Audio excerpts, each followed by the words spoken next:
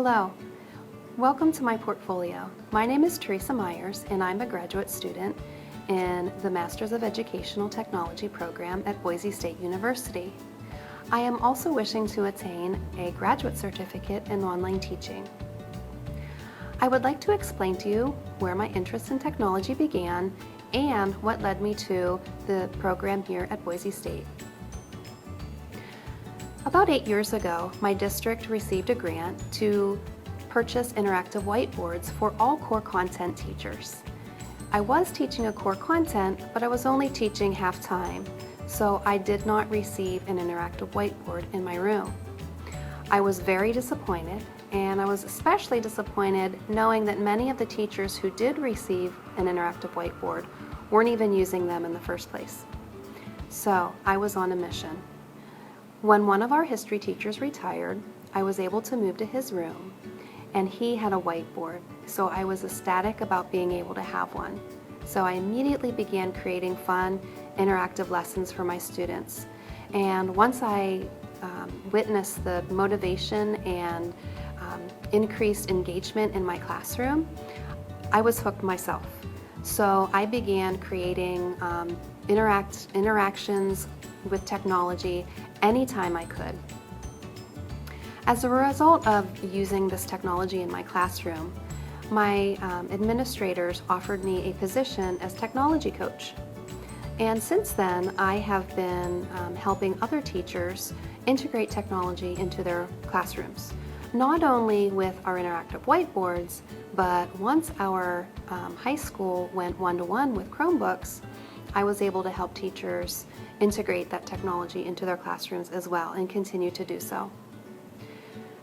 I also offer, as a role being the technology coach, I also offer and deliver professional development opportunities for the staff. When it comes to technology integration, the staff at the high school know that if they need help, they can always count on me to help them out. The classes I've been taking at Boise State University have not only helped me to help others integrate technology into their classrooms, but have helped me to grow my own practice as a teacher, as an educator. I've gone from just integrating technology at the substitution level to literally transforming my classroom and having technology be the norm in my room. And so the students walk away having a deeper appreciation for the technology that I have incorporated into each of the lessons that they have in my room. And so with that being said, let's look at some of the more meaningful work that I have done through the Boise State University Masters of Educational Technology program. I hope you enjoy. The work that I found most meaningful came from 5 areas, including learning theory, in particular the humanistic learning theory, instructional and graphic design principles, appropriate behavior in the online classroom, and getting to know strengths and weaknesses of individual learners. In EdTech 504, I explored the various learning theories, and I found myself drawn to the humanistic theory of learning. More specifically, I wanted to know if the blended learning environment could meet the basic needs of safety, belonging, and esteem. The artifact that I chose is my research paper completed in Theoretical Foundations of Educational Technology. The humanistic theory of learning has its roots based on the hierarchy of needs developed by well-known psychologist Abraham Maslow.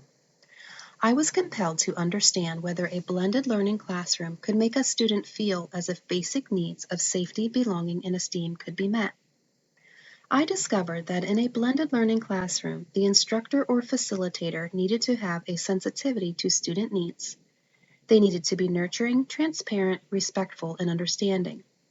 A sense of trust needs to be established before authentic learning in the blended classroom can happen.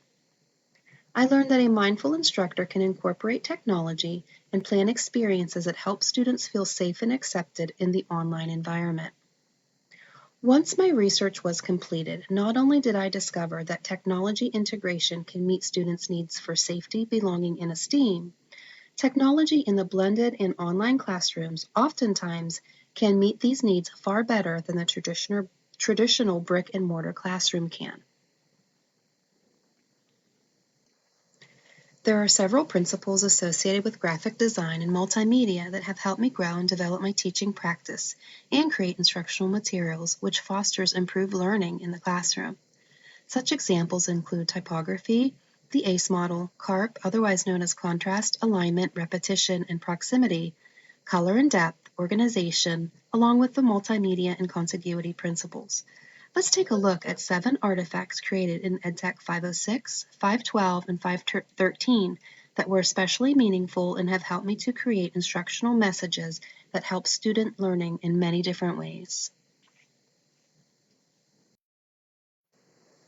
Typography can be a powerful tool when representing concepts, emotions, or to enhance a message, and is the key element in graphic design. Designs based on graphic aesthetics are important, but the emphasis should be on clearly communicating the graphic's instructional message. The ACE model, or Analyze, Create, and Evaluate, is a graphic design process used to create instructional graphics. This image was used to support students' formation of understanding nutritional information. This visual organizer will help students gather the main information that would be used to create a healthy plate for their final project. CARP, otherwise known as contrast, alignment, repetition, and proximity, has been used extensively throughout all of my graphic designs, websites and pages, and even basic documents. With this particular image, I tried to show contrast by using the background color of white with the text color of black. Each of the descriptions that surround the page are aligned with the black text and with left alignment to the page. Repetition can be seen throughout this image, in particular with the colored structures and functions. Finally, each of the structural descriptions are found close to the structures, which help students understand the instructional meaning. Figure and ground are important graphic design elements because they emphasize the important components and the supporting details of the instructional message. In this image, I use 3 characteristics of an effective instructional visual, which include concise.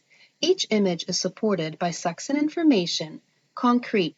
Each concept is supported by a real picture, and concentrated. Each picture has the part of the intestine colored so students can make visual connections to that specific part.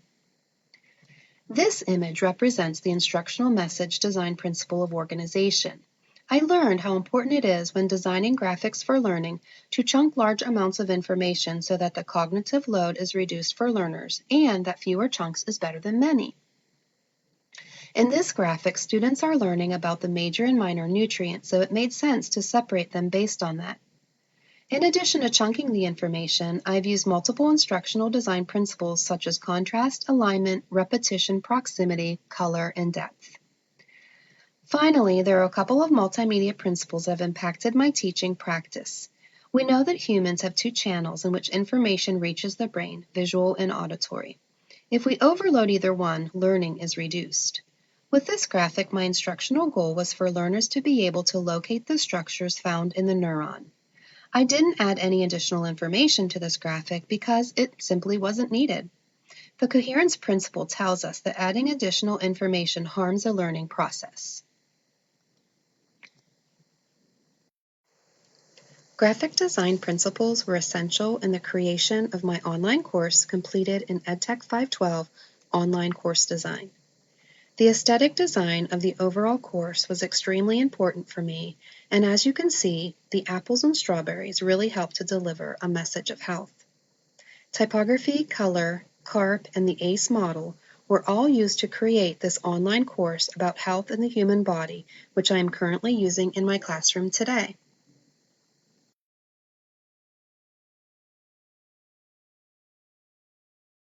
Behavior in the online classroom is extremely important. For this example, I chose a scavenger hunt created in EdTech 521, online teaching in the K-12 environment.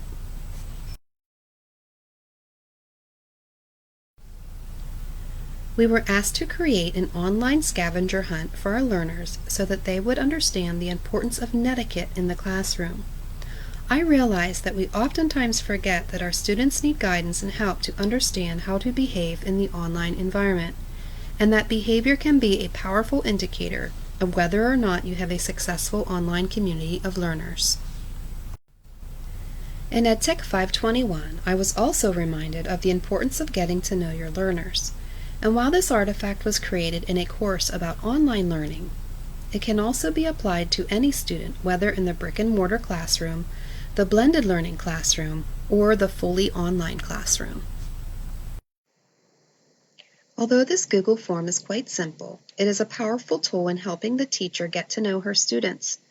From name and address, background information, to family history and academic strengths and weaknesses, this form will be an invaluable tool to help gather those important facts to understand where my learners are coming from.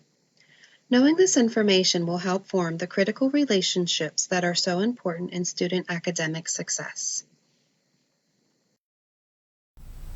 Thank you for taking the time to watch this video about my journey through the Masters of Educational Technology program. I hope you enjoyed learning about some of my most meaningful assignments. I also want to thank all of my professors and fellow students in the EdTech program for your invaluable feedback. I especially want to thank my two awesome daughters. Without their help and inspiration, my ability to come this far would not have happened.